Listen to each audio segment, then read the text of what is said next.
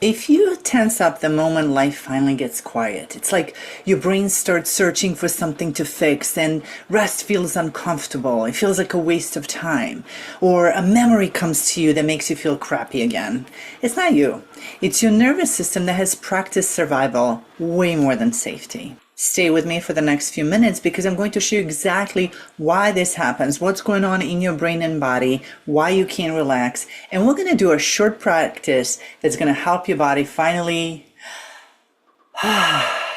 exhale, even for a moment. Let me first tell you a quick story because you may recognize yourself in it. A woman I worked with to protect her privacy, let's call her Anna, was the kind of woman that looked put together on the outside. She had a good job, a family she loved, everything seemed balanced. She was that person that everyone went to when things were falling apart. Yet, on the inside, she was exhausted. She was tired of being that strong one, the one that figures it all out, the one that holds it all together like glue. All that mental and emotional load that always fell on her. She felt like she had to do it all. She felt like nobody could do things as good as her, so there was more work falling on her. And if she wanted it done right, she had to do it. But it was a lot. Even though it looked peaceful from the outside, inside she was feeling anything but. She would wake up already tense.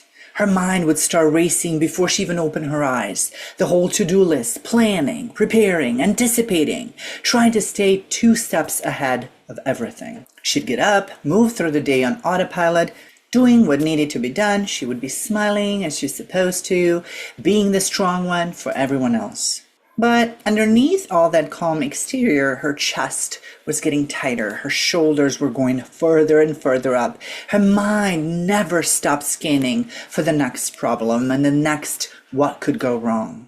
By the time house would get quiet at night, she didn't even know how to settle. Stillness felt more like on the edge. Like the moment she slowed down, all of these memories and fears would come back up that she was trying to avoid all day. So she would escape in the world of scrolling.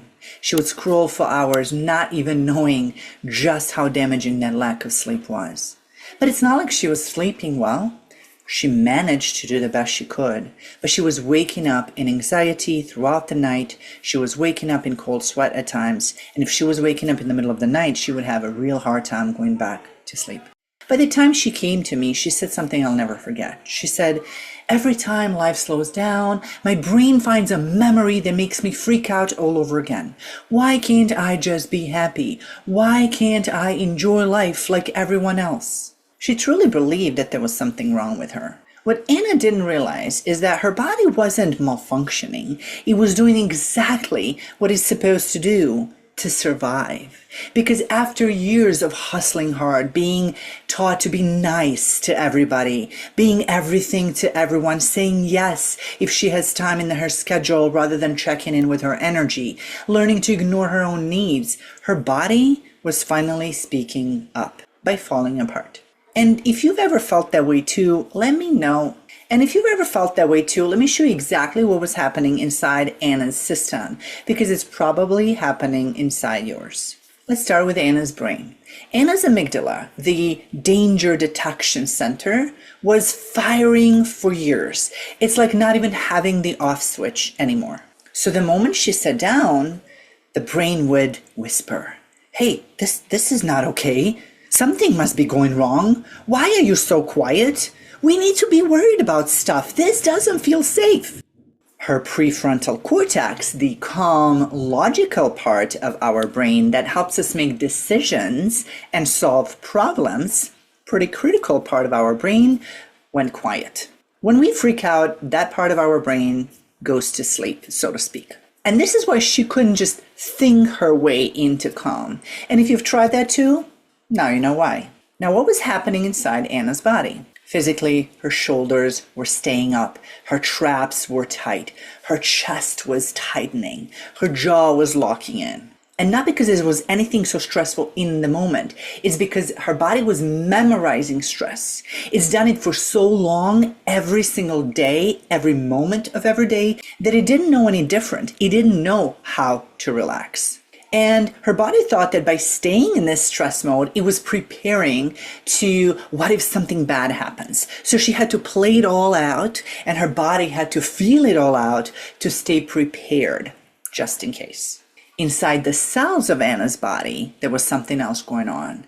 They were so used to cortisol and adrenaline that calm felt foreign. It's quite literally an addiction on a cellular level to high cortisol and adrenaline, and cells literally go through a withdrawal when there's a lack of those substances around, which is why your body and your brain keep finding a reason to keep those substances high in your body. And the body avoids what's unfamiliar, even when it's good for you. See, your brain isn't addicted to fear, it's addicted to certainty. Because when you're in fight or flight, you feel better prepared when you have all these things planned ahead. So worry feels like preparation, like something you're doing responsibly. Calm, on the other hand, feels like you're exposed. It feels unknown, scary. So when Anna tried to relax, her system wasn't resisting peace. It was trying to protect her the only way it knew how. Now let me share with you what finally helped Anna start moving from that freeze mode, from that fight or flight mode. And you can do this with me. This is just one of those first exercises that I'm done with her, but one of the first crucial moments where she felt just a tad calmer, somewhat different. I call this the 4-point soften. Hand on the chest, the other hand on your belly, loosen up your jaw, and then drop your shoulders. And how we're going to do that is we're going to inhale, raise them up, and then drop them down. We're going to do that 3 times. Breathe in, out, in, out. Relax those shoulders one more time. In and out. Stay there. Connect with your body. Feel your belly rise up and down as you breathe. And feel your heartbeat. You may want to close your eyes and just be present. When you close your eyes, it's a little easier to stay focused on within because you're not overloading yourself with what's in front of you. You're not getting cued to trying to move. So again, if you feel safe enough, go ahead and close your eyes. And feel your body underneath your hands. All right, go ahead and open your eyes and relax. Here's why this works. That touch activates your vagus nerve and it tells your brain and your body you're safe. The belly and chest placement interrupts the survival patterns. Softening the jaw signals to your body, we're not fighting. And shoulders dropping reduces the sympathetic charge and moves your body into parasympathetic, which is rest and digest. Rest, repair, and digest. And throughout all these movements, you want to teach your body to spend most of its time in parasympathetic. And this is actually the moment that Anna would yawn. A real involuntary yawn would show up. For you, it may be a yawn, it can be a sigh, it could be feeling restless still, but noticing that. It could be feeling that inner connection to your body. However it shows up, it's already signaling to your body and your brain that it's okay. There is no danger. If you haven't done this before, maybe this is the first time you're connecting to your body in years. Because remember, when you're in fight or flight, you're focused on the outside danger, on the perceived danger. Who is there to attack me? Who is there to harm me? Where when you shift your focus on the inside, your body gets the signal, oh, we're safe. Even for a second. As for Anna, within a couple of weeks of doing this exercises regularly, she noticed something tiny but huge. Her body wasn't automatically bracing the second things got quiet. She would be able to sit a few minutes that turned into 15, 30 minutes and then hours without her thoughts spiraling. And then within a few months, she told me, and I remember her exact words, I can't believe this. I don't have anxiety anymore. I feel like peace is my middle name, and I don't let anyone disturb my peace.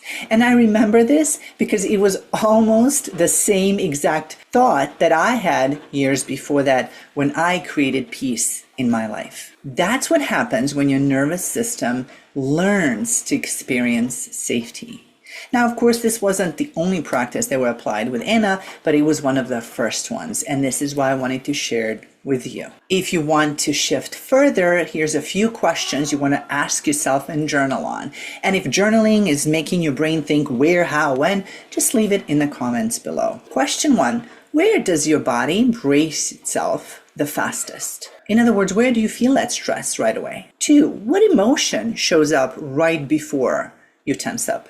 Again, you may not have answers to these right away, but it's something to start being aware of. 3, when did you first learn that slowing down wasn't safe? 4, what would feeling safe in your body actually feel like? These are not simple questions, but they get your brain out of the loop, and that's where the power lies. You start asking yourself something completely different than before, rather than staying in that catch-22 where the mind runs the body and the body runs the mind. If you want something you can start using today, even on a deeper level, grab my free 5-minute nervous system reset worksheet that's in the description. It's free, it's simple, and it's powerful, and it helps your system practice safety just in the way Anna did. Remember, your body isn't resisting peace.